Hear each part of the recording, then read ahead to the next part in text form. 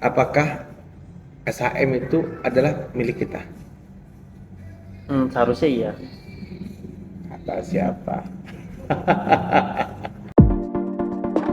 Halo teman-teman user, ketemu saya lagi dengan saya Richard Lim, dan kita sekarang ngebahas apa, Gus? Kita mau coba bahas nih, perbedaan apa sih properti sama real estate itu, apa sih perbedaannya? Oke, properti dan real estate ya. Teman-teman yang mau nanya-nanya boleh nanti tulis di komen. Nanti tinggal pertanyaan nanti saya akan coba jawab. Bisa saya jawab, saya jawab. Properti dan real estate. Properti dan real estate itu asalnya dari bahasa Inggris sebenarnya. Cuman apa namanya, adaptasi ya dari bahasa Spanyol. Real atau royal itu artinya kerajaan. Oke. Estate artinya adalah tanah atau perkebunan. Jadi real estate itu adalah tanah atau wilayah yang dimana dikuasai oleh kerajaan, dimana kita tetap membayar upeti. Nah, pertanyaan saya gampang, Gus. Apakah SHM itu adalah milik kita? Seharusnya iya. Kata siapa? Jadi perkara girik, SHM, HGB, dan sebagainya itu hanya simbolik kasta. Kita termasuk golongan kelas menengah ke atas atau ke bawah, dan pajak berapa kita harus store ke mereka. Oke? Nah, real estate ini artinya adalah objek. Jadi kalau perumahan, apartemen, tanah itu real estate. Terus properti apa? Sama nggak dengan itu? Oke. Properti itu lebih cenderung ke alat. Walaupun definisinya banyak orang mendefinisikan properti itu adalah rumah dan apartemen dan sebagainya juga. Tapi kan ada, kalau misalnya kita mau syuting, ada bagian properti kan? Bukan bagian rumah kan? Tapi bagian yang mengurusi alat-alat tadi. Nah, di sektor investasi, properti itu dikatakan adalah alat. Alat untuk investasi, alat atau instrumen untuk kita mengelola keuangan kita yang dalam bentuk tanah dan bangunan. Itu. Jadi perbedaannya adalah kalau kita bicara real estate, kita tidak memikirkan soal kenaikan, kerugian dan keuntungan. Tapi kalau kita membahas soal properti, maka kita memperhitungkan masalah keuntungan dan kerugiannya. Terus effortnya apa, pengembangannya bagaimana, dan developmentnya seperti apa. Sebenarnya investasi itu banyak sektor ya. Seperti saya bahas di video sebelumnya, investasi itu bisa di forex, bisa di saham, atau bisa komoditi, atau bisa di properti. Cuman untuk paling amannya properti, kurang lebih. Nah, kalau kita bicara investasi, maka berbeda dengan kita bahas real estate. Kalau bicara real estate itu adalah tempat tinggal atau hunian. Jadi tolak ukurnya atau indikatornya itu adalah kita. Nah, tentukan dulu ini properti mau dijadiin buat pakai sendiri atau buat perputaran uang. Nah, kalau kita mau pakai sendiri, maka pilihlah properti tersebut yang sesuai dengan karakter kita. Jadi kita dikatakan untuk mengambil properti untuk hunian atau untuk kita sendiri pribadi, maka sesuaikanlah dengan karakter kita. Nah, misalkan karakter kita itu apa nih? Kita tipikal orang yang introvert, lebih suka tempat yang tenang, maka kita lebih mending mengambil hunian yang agak ke pinggir dikit, gitu kurang lebih. Tapi kalau kita bicara untuk investasi, maka ada partisi tolak ukurnya bukan kita lagi, Gus. Kalau investasi itu kita melihatnya adalah percepatan. Dimanapun kita buka usaha, perputaran itu pasti ada, tapi cepat atau lambat yang kita dapatkan. Makanya berhubunganlah dengan ROI. Nah, ROI ini dipengaruhi ada beberapa faktor. Jadi kalau kita beli properti, Gus, perhatikan feel. Feel itu apa? Rasa. Jadi kita rasakan dulu kira-kira kebutuhannya masuk apa. Jadi dari feel tadi, feel itu terdiri dari F, E, dan L. Oke? F adalah fasilitasnya dulu. Fasilitas apa yang ada di lingkungan secara internal dan secara eksternal. Fasilitas ini bisa melingkupi transportasi, fasilitas rumah sakit, atau fasilitas untuk security, keamanan, kepolisian, pemadam kebakaran, jauh apa dekat. Sehingga fasilitas ini bisa memudahkan kita dari segala akses atau segala hal yang kita ingin gapai. Atau ada lift atau tidak ada liftnya. Misalkan ini properti ini ada sekitar 50 lantai. Kamar kita ada di lantai 50 tapi liftnya nggak ada. Lu bayangin bagaimana tuh. Oke? Nah, apakah dia ada kolam renang atau tidak kolam renangnya? Nah itu perhatikan dulu. Fasilitas dulu. Fasusnya bagaimana, fasilnya bagaimana, ada apa tidak ada. Itu dikonversikan secara internalnya. Tidak ada di internal, ada nggak di eksternalnya? Itu dia. Sehingga bisa memudahkan aktivitas kita pilih. Yang kedua, entertainment atau hiburan. Nah, entertainnya apa aja?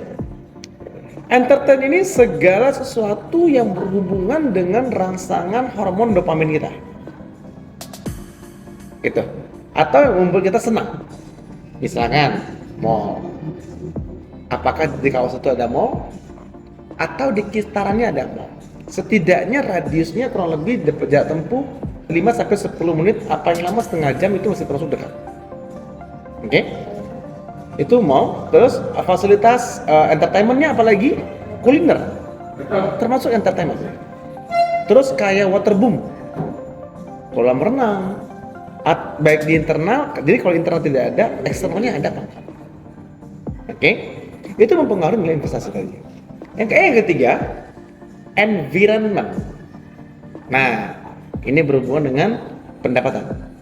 Environment atau lingkungan. Lingkungannya ini menengah ke bawah atau menengah ke atas. Itu. Properti yang kita mau beli ini kawasannya di mana nih? Menengah ke bawah kah atau menengah ke atas? Nah, saya contoh, ada apartemen di daerah Citayam. Pertanyaan saya adalah nilai sewanya akan tinggi atau akan murah? Seharusnya murah. Karena Jauh dari pusat kota.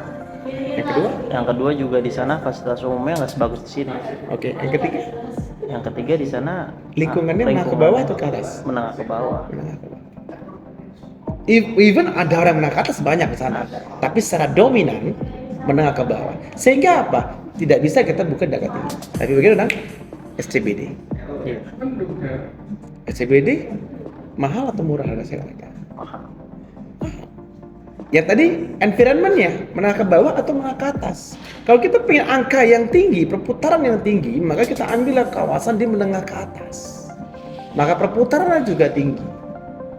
Tapi tentunya modalnya tinggi juga. Beruntung kalau dapat yang murah. Oke? Hal yang keempat yang kita harus perhatikan adalah lokasi. Sekarang saya tanya, kira-kira menurut kamu Cibubur ke bandara jauh atau dekat? Jauh. Dibandingin Cengkareng? Dekatan Cengkareng. Oke. Dekat Cengkareng ya? Iya. Tapi kalau kamu balapan dari Cengkareng ke bandara sama Cibubur bandara, mana duluan? Duluan dari Cibubur. Oke, paham ya? Lokasi atau akses bukan perkara jarak, bukan perkara kilometernya, tapi perkara berapa waktu yang kita habiskan untuk mencapai tujuan yang kita dapatkan tadi. Jadi jarak jauh atau dekat bukan perkara angka, tapi perkara waktu. Jadi tidak masalah kita punya properti ada di Rabintaro, atau misalkan properti itu ada di daerah Sawangan atau di Puncak, tapi kalau aksesnya bisa membypass semua lokasi-lokasi vital, itu dikatakan termasuk prime area. Oke?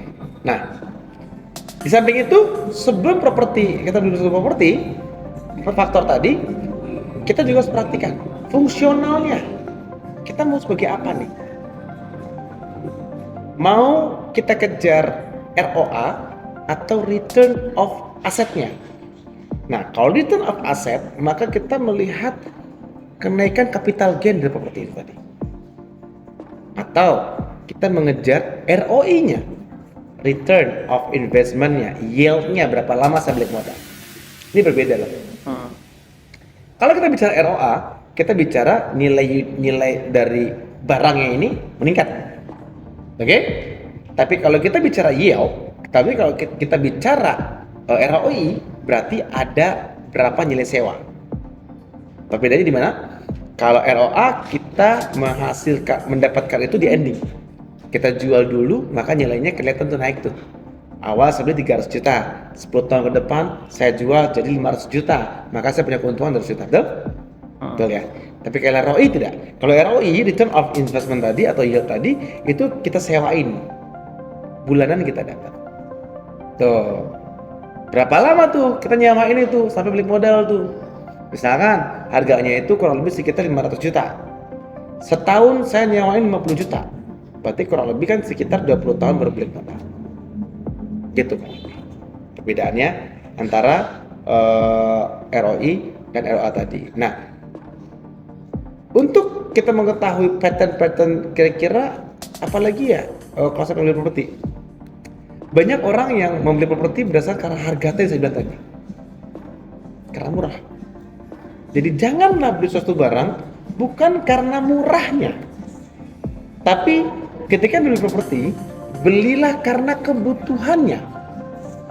Kebutuhan apa lu mau?